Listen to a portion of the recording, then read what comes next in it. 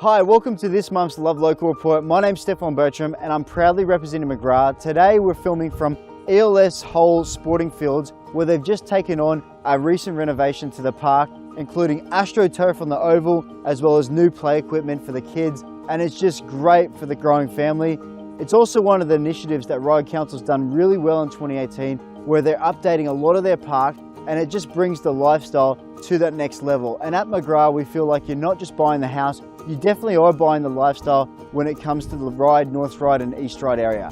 Over to real estate, it's been a real challenging but rewarding couple of months. Since September, team and I have sold 9 properties in the local Ryde, North Ryde and East Ryde area. And although it's getting a little bit more challenging, you can still get the results if you apply the right strategy.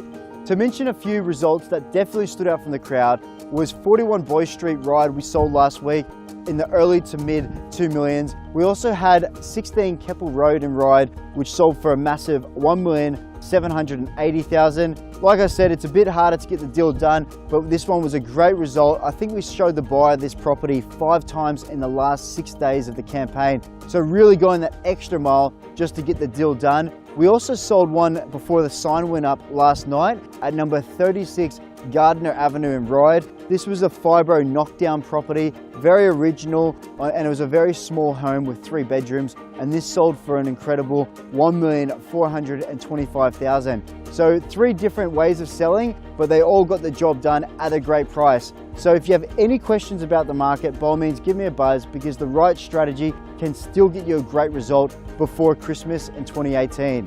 Back to this park, you might see us out and about over the next couple of weeks doing some team activities, but we hope you can get down here with the family and check it out for yourself. Thanks for watching, and I hope you have a great day.